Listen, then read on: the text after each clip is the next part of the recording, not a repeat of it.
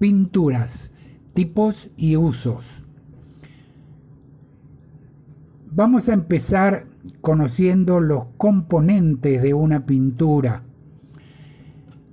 Básicamente, los componentes más importantes son estos tres: el solvente, la resina y los pigmentos. ¿Cuál es la función de cada uno de ellos? Vamos a verlo. El solvente es un intermediario que permite aplicar la pintura, facilita aplicarla. Pero en la mayoría de los casos se evapora y no forma parte de la capa protectora. La resina, por otra parte, define el tipo de pintura. Cuando decimos una pintura alquídica o fenólica o epóxica es porque la resina es de ese tipo, alquídica, fenólica o epóxica. Los pigmentos originalmente se usaban solo para dar color. Son partículas insolubles muy finas que se dispersan en la resina. Actualmente, además de dar color, hay pigmentos especiales que dan propiedades muy importantes que ya vamos a conocer. Conozcamos algunas de las resinas. Aquí tenemos una lista de las más utilizadas, no son todas. Y hablemos un poquito de los pigmentos. Decíamos que dan color, pero también tienen pigmentos con otras finalidades, pigmentos especiales que se sacrifican protegiendo al acero, pigmentos que inhiben la corrosión, pigmentos en forma de hojuelas que cuando se entrelazan al secarse la pintura forman una barrera metálica física. También hay pigmentos que protegen de la radiación solar. Y finalmente hay pigmentos que tienen efecto biocida. Vamos a conocer cada uno de ellos. Empecemos por los pigmentos de sacrificio. Vamos a conocer las pinturas ricas en zinc y veremos cómo funcionan en principio. Inhibidores de corrosión se utilizan para los fondos o primers, la primera capa de pintura que se coloca sobre el metal. Pigmentos que forman barrera, el más usado, el de aluminio difuso. Vamos a ver cómo funcionan. Y efecto biocida son sales de cobre en general. Ya veremos también su uso práctico.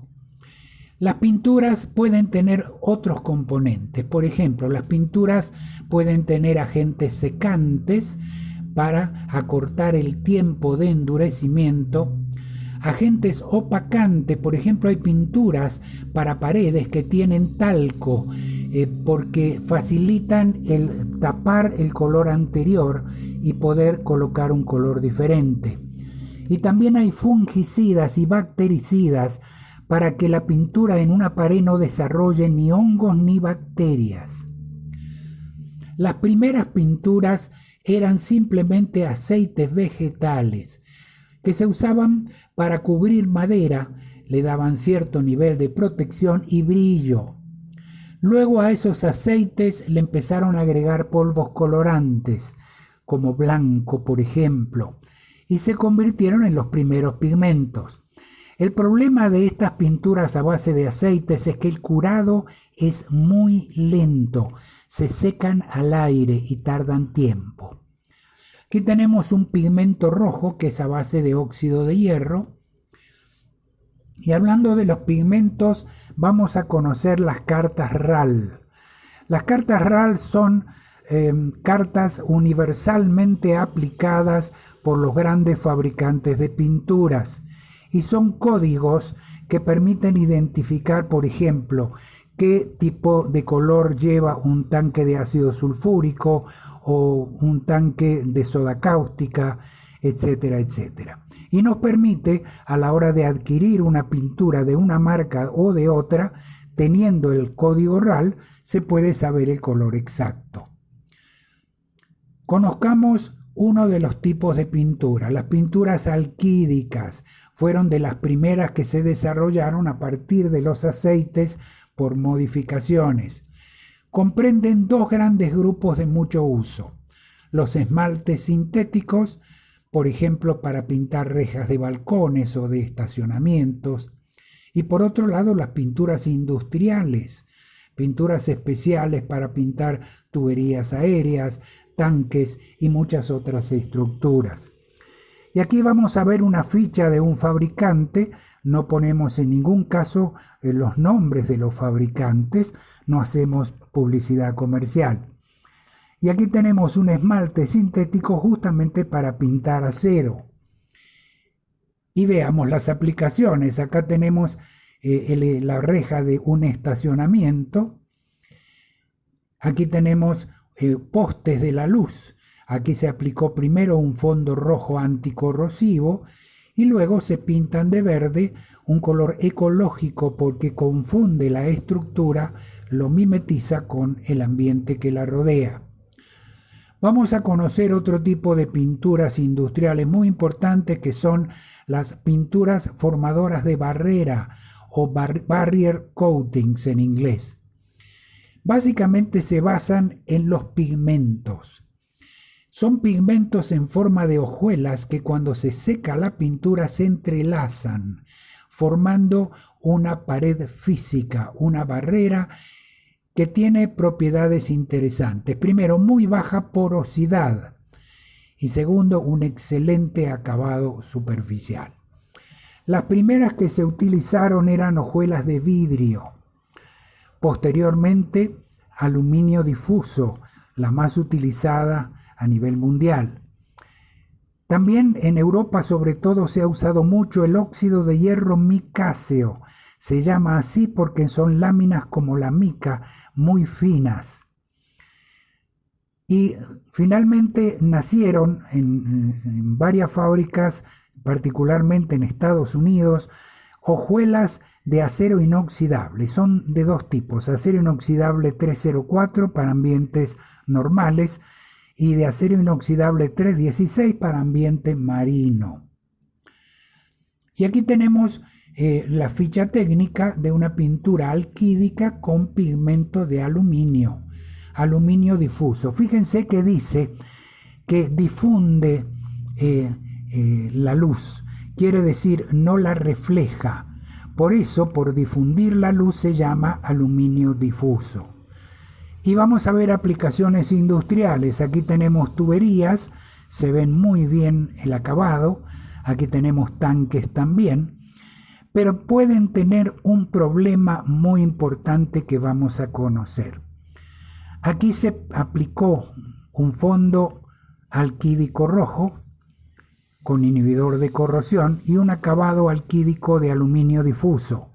Al secarse la pintura queda así. Parecen pinceladas de aluminio nada más. ¿Por qué? ¿Cuál es el error que se cometió? El pigmento de aluminio es pesado y tiende a irse al fondo del recipiente. Hay que estar mezclando durante todo el tiempo que se esté aplicando. Por eso este defecto se da con cierta frecuencia cuando no son pintores profesionales. Un detalle importante a la hora de adquirirla. Esta que vemos acá no es aluminio difuso, ahí dice altamente reflectante, mientras que, recordemos, la de aluminio difuso dice que no que difunde la luz. ¿Para qué se usa esta de aluminio reflectante? Bueno, precisamente para reflejar la luz en carteles de carreteras o autopistas de noche con las luces de los vehículos. Bueno, se reflejan gracias a ese aluminio reflectante.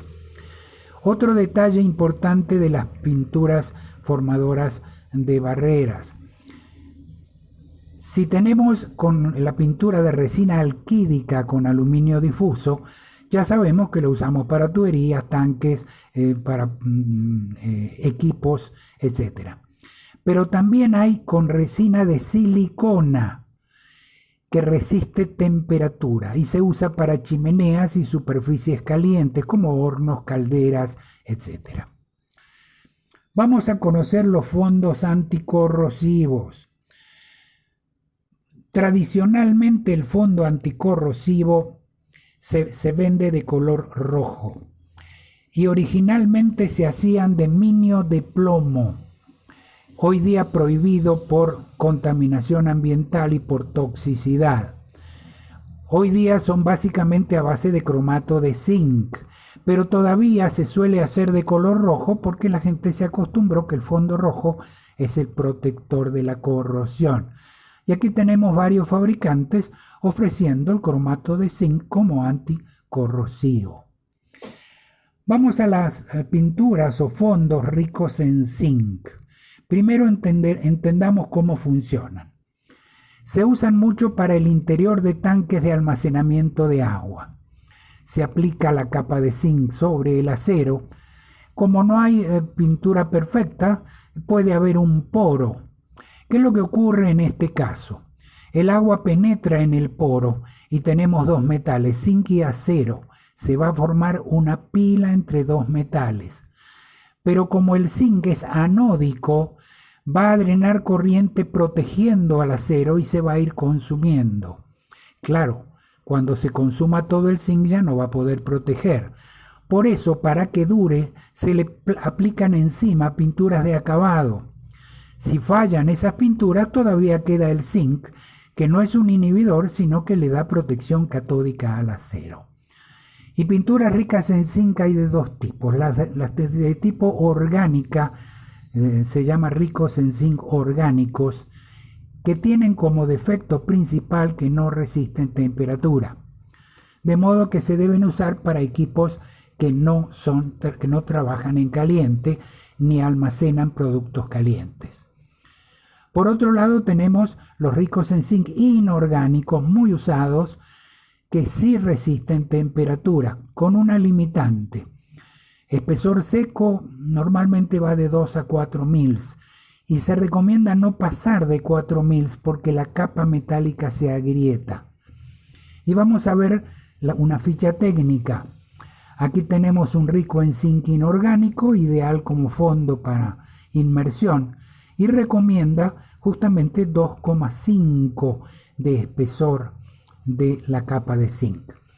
También se puede usar para otras resinas. Por ejemplo, tenemos cauchos clorados ricos en zinc. El caucho clorado se usa mucho en Europa en sustitución de las epóxicas para interior de almacenamiento de tanques de agua. Vamos a las pinturas de dos componentes. ¿Por qué se llaman de dos componentes?